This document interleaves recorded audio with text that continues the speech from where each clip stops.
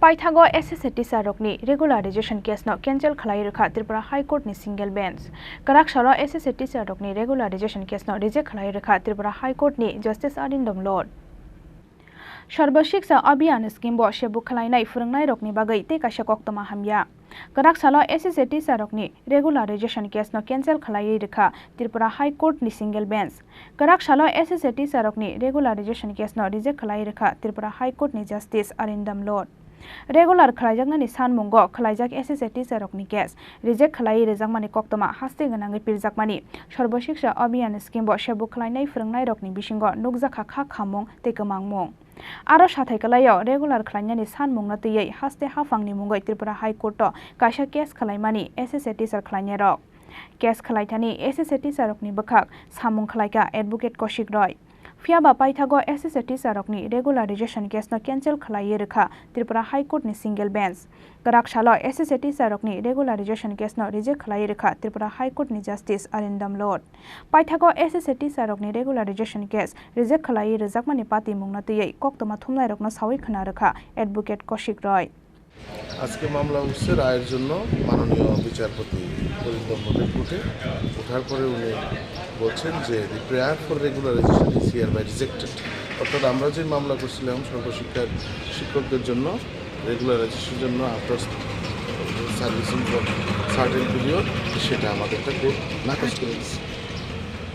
Fiaba saklai mungni copy ya fo sokpaimani yagulo double bench so haino hai case khlainani bagai wansuk mungna harjakhanai saka Tripura SSA Teacher Welfare Association ni chairman Bastop Dev Burma প্রথমে আমরা রাইটটা এখনো হাতে আসেনি রাইটটা আমরা in details পরে দেখব পরে দেখার পর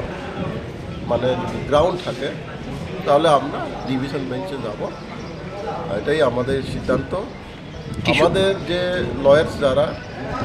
তারাও তাদের বেস্ট এফোর্ট দিয়েছিল they try their best but unfortunately যেহেতু বিচারক অনারেবল জাস্টিস রিজেক্টেড করেছে এটা আমাদেরকে দেখতে হবে তবু আমরা উই হ্যাভ ডিসাইডেড দ্যাট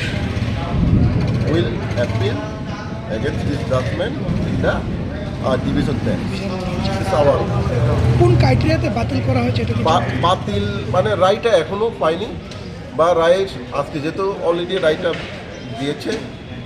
মাননীয় বিচারক কোনো কথাই বলেনি শুধু পিটিশন ইজ ডিসমিস রিজেক্টেড করেছে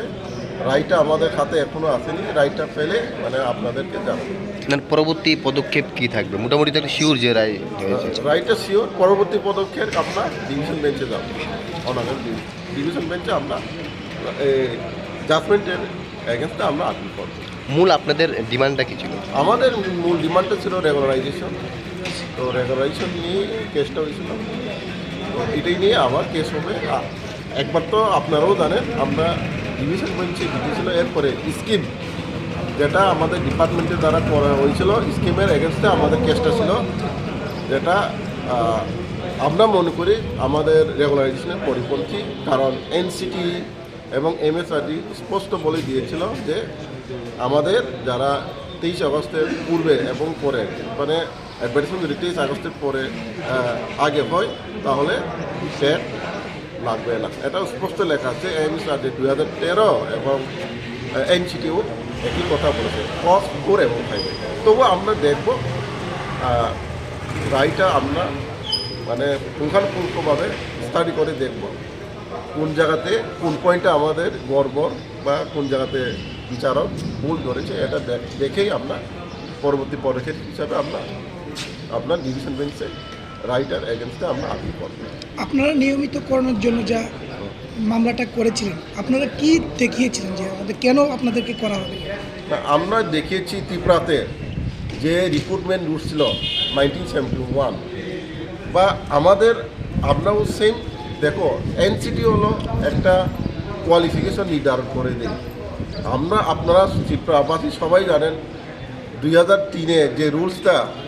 এই রুলসটা তাদেরও ডিএলএড বা কিছু ক্ষেত্রে শিক্ষাগত যোগ্যতা ম্যাট্রিক পাস ইউজিকে চাকরি দিয়েছিল তাদেরকে যদি রেগুলারাইজেশন করতে পারে উইদাউট ট্যাট তাহলে আমাদেরকে কেন পারবে না সো উই থিঙ্ক দ্যাট মানে সেখানে আমাদের একটাই এবং শুধু এটা না, আইন যেটা MSRD আগেও একটু আগে আমি বলেছি, MSRD এবং NCTর যে গাইডলাইন স্পষ্ট লেখা আছে, অ্যাডভার্টাইজমেন্ট যদি 23 আগস্টের পূর্বে হয় তাহলে আপনার টেট দেওয়ার কোনো প্রয়োজন নেই।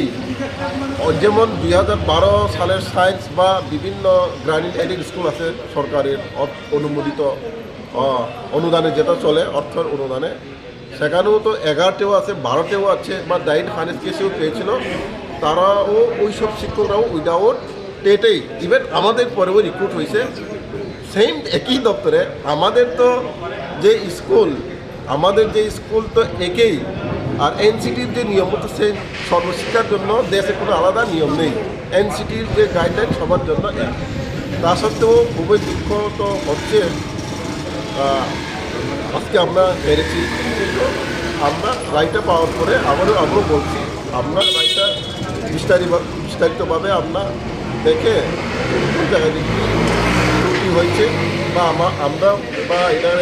করতে পারি, ওইটা দেখে আমরা আমাদের লাল অ্যাডভোকেটের সাথে আমরা আলোচনা করে আমরা আবার ডিভিশনে আপিল করব এই রায়। Raja Khorang agulini simi pronop ni kokthum Chini Khorang.